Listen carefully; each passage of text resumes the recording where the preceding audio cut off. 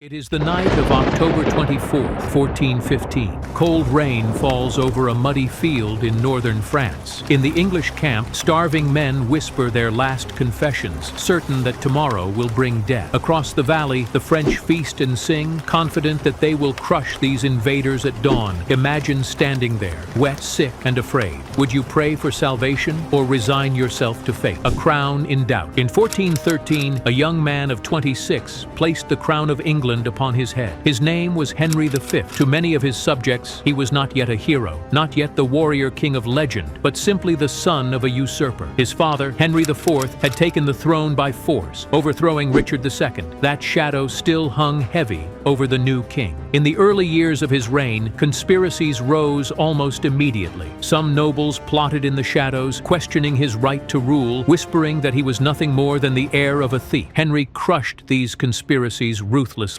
but he knew the truth. Force alone could not secure his crown. He needed something greater. What Henry needed was a victory that would silence doubters forever, something that would unite his kingdom and prove that he was not merely the son of a usurper, but a king chosen by God. Across the Channel, opportunity beckoned. France, once strong, now staggered under the rule of Charles VI, a king gripped by madness. At times, Charles believed he was made of glass, terrified that even a touch would shatter him. The kingdom splintered, nobles fought among themselves, and the French throne stood vulnerable. Henry pressed his claims boldly. He demanded lands stretching across Normandy, Brittany, and Aquitaine. He demanded marriage to the French Princess Catherine. He demanded gold, more than 3 million crowns. In return, he would renounce his claim to the French crown, inherited from his great-grandfather Edward III. The French laughed. They offered a dowry of 600,000 crowns and an enlarged Aquitaine. To Henry, this was not just a rejection, it was an insult. If justice could not be won by negotiation, then it would be won by the sword. In the summer of 1415, Henry gathered 12,000 men and set sail for France. He carried with him not only banners and weapons, but the weight of a crown still in doubt. This campaign would decide not only his fate in France, but his very legitimacy as king. The Gates of Harfleur. On a warm August morning in 1415, the people of Harfleur went about their lives. Fishermen cast their nets, merchants opened their stalls, children ran through the narrow streets. Then, on the horizon, sails appeared. Dozens, then hundreds. An English fleet had come across the Channel, carrying 12,000 men. The war Henry had promised was at their doorstep. Henry chose Harfleur as his first target. A fortified port near the Seine, it was a gateway into Normandy and a thorn in England's side, launching raids across the Channel. If he could take it, Harfleur would serve as his base in France. Henry sent a message demanding surrender. He warned that if the town resisted, he had the right to put every man, woman, and child to the sword. But the defenders stood firm. With a garrison of a few hundred and the courage of 5,000 townsfolk, Harfleur shut its gates. The English surrounded the town. Siege engines were hauled into place and cannon roared against the thick stone walls. Stones shattered towers, fire swept across rooftops, and still the defenders held fast. By night, men and women scrambled to repair breaches. Children carried stones. Priests blessed the ramparts, and the town endured. Henry tried another tactic. Miners dug tunnels beneath the walls to collapse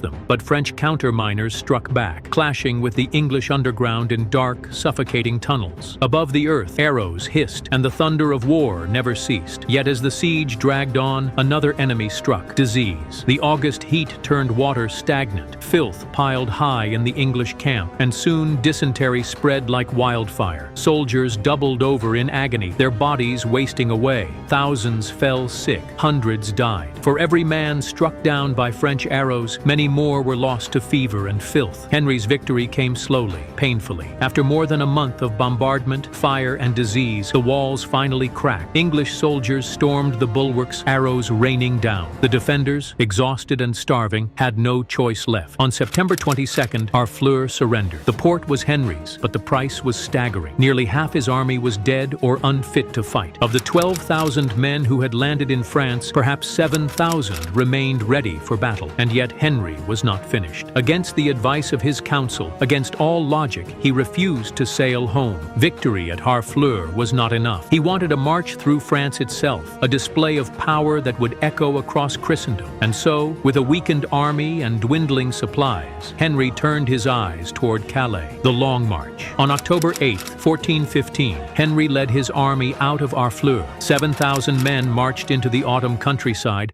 most of them archers, many of them already weakened by hunger and disease. They carried only 2 days' worth of food. The plan was simple: march swiftly to Calais, the English stronghold on the coast, and from there sail home. But war is never simple. Within days, the English saw shadows on the horizon. A French army, larger and fresher, moved to block their path. Bridges across the river Somme were destroyed, fords heavily guarded. Each time the English drew near a crossing, they found it denied. They trudged upstream for days, always hounded, always hungry. Imagine the misery of those men, their boots sucked into the mud, their bellies empty, their bodies weakened by disease. Dysentery racked the camp. Soldiers collapsed in ditches, too weak to rise. Horses starved, wagons broke apart, and the skies turned gray with rain. Every step forward carried the dread of ambush. Scouts whispered of French knights massing in the distance. Rumors spread like fire. The French would crush them. The English were doomed. At last, after 11 days of desperate marching, the English found a crossing unguarded. They splashed through the waters of the Somme, ragged and soaked, but alive. For a moment, hope returned. Perhaps they could still reach Calais. But the French were not finished. The Constable of France, Charles d'Albret, moved swiftly, rallying nobles and mustering men. By the time Henry's weary soldiers trudged toward safety, French banners blocked the road.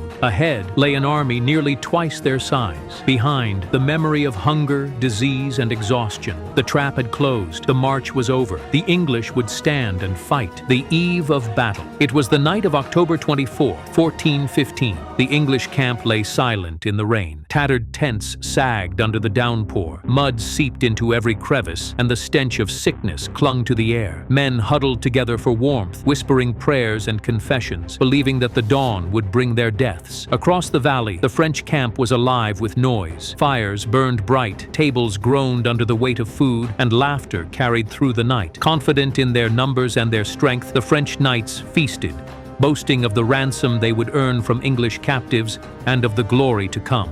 The contrast could not have been sharper. One army drowned in silence, clinging to hope in the face of despair. The other reveled in arrogance, certain of victory before the first arrow was loosed. Henry V walked among his men that night, speaking softly, reminding them that tomorrow they would fight not only for their lives, but for their kingdom, their families, and their God. Some soldiers knelt in the mud, pressing their lips to the earth as they prayed. Others took communion, making their peace with heaven. In the distance, thunder rolled. Or was it the echo of drums? By dawn, the battlefield was soaked. The plowed fields between the two armies had turned into a thick, sucking clay. The French held the high ground. They had armor, horses, and numbers on their side. The English were weary, starving, and few. And yet, as the sun began to rise, Henry's army stood ready. Outnumbered, outmatched, and out of time, they would not flee. On this day, St. Crispin's Day, they would meet the might of France. St. Crispin's Day. Morning broke on October 25th,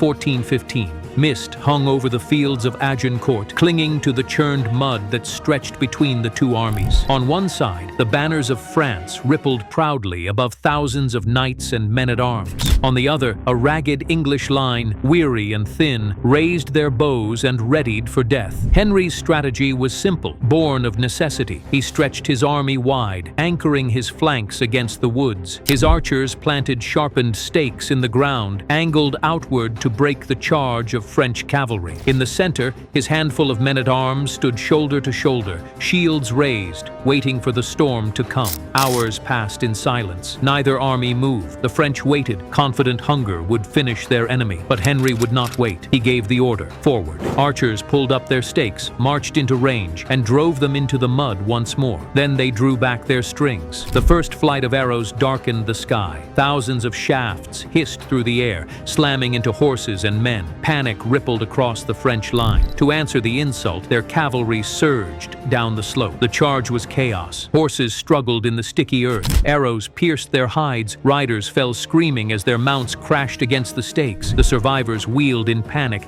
slamming into their own infantry behind them. What was meant to be a thunderous charge dissolved into a stampede of terror. Then the French infantry advanced. Armored men slogged through the mire, each step dragging them deeper into the sucking clay. Arrows hammered down like rain, piercing visors, slipping into joints, staggering even the strongest knights. By the time they reached the English line, they were exhausted, bleeding, and crushed together in a heaving mass. The fighting was brutal. Men swung maces and axes, shoving and grappling in the mud. The press was so tight that many could not even lift their arms to strike. Those who fell were buried alive, smothered beneath their comrades. Archers, having spent their arrows, threw aside their bows and joined the fray with knives and mallets, darting nimbly among the armored giants, finishing them where they lay. Wave after wave of Frenchmen pushed forward, only to be swallowed by the mud, the arrows, and the crush of bodies. What had begun as a proud assault of chivalry collapsed into slaughter. 2 hours after the first arrows flew, the field of Agincourt was carpeted with the dead. Thousands of French knights and nobles lay broken, their armor battered, their faces unrecognizable beneath the weight of blood and mud. Against all odds, the English had held. The price of triumph. The battlefield of Agincourt was a nightmare. Bodies lay piled in heaps, men crushed into the mud, suffocated in their armor, or trampled by their own horses. Cries of the dying echoed across the field, mingling with the clang of steel as scavengers stripped the fallen. For the French, it was a disaster beyond imagination. Nobles who had spent their lives training for war lay hacked to pieces. Entire families of aristocracy were extinguished in a single morning. 6,000 Frenchmen lay dead, their banners torn, their honor shattered. For the English, the cost was lighter, but no less painful. Around 600 men had perished, among them the Duke of York, trampled in the chaos, and the Earl of Suffolk. King Henry himself had fought in the thick of the melee, defending his wounded brother Gloucester from capture. His crown had nearly slipped from his head, but he had endured.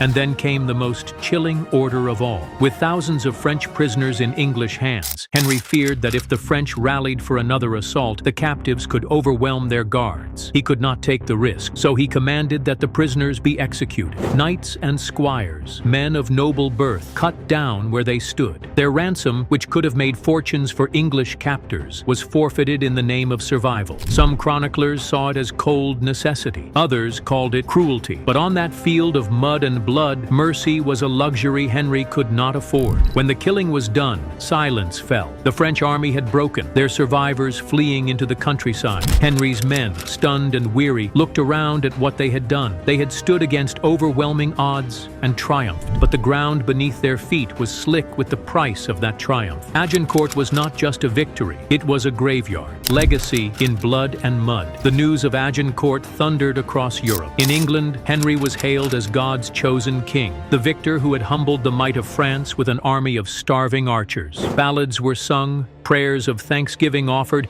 and his name became legend. In France, the defeat was shattering. The flower of its nobility lay buried in mass graves. Families who had ruled for generations were extinguished in a single day. The humiliation cut deep, leaving scars that would last for decades. Henry returned home a hero, his crown secure at last. He would come again to France, capturing Rouen, forcing alliances, and eventually securing the Treaty of Troyes. By its terms, he was named heir to the French throne and wed Catherine, daughter of the mad King Charles VI. For a brief moment, it seemed he had achieved what no English king before him had managed: mastery over France. But fate is rarely kind. 7 years after Agincourt, Henry lay dying at the age of just 36, struck down not by sword or arrow, but by disease. He never lived to sit upon the throne of France. His infant son, Henry VI, would inherit both crowns, but the fragile dream of English dominion would crumble within a generation. Agincourt remains immortal, not simply because of its glory, but because of its tragedy. Thousands of men drowned in mud, crushed under armor, or hacked apart in a frenzy of survival. Victory brought Henry honor, but little lasting gain. The war raged on, and the suffering continued. In the end, Agincourt is remembered as much for its futility as its triumph. A day when courage, desperation, and chance combined to carve legend from the blood and mud of northern France. Agincourt is remembered as one of the most extraordinary victories in military history. A starving, outnumbered army defied the odds and broke the pride of France. Yet when the mud settled and the banners fell, it was not glory that lingered on that field, but silence, grief, and the stench of death. For the men who fought there,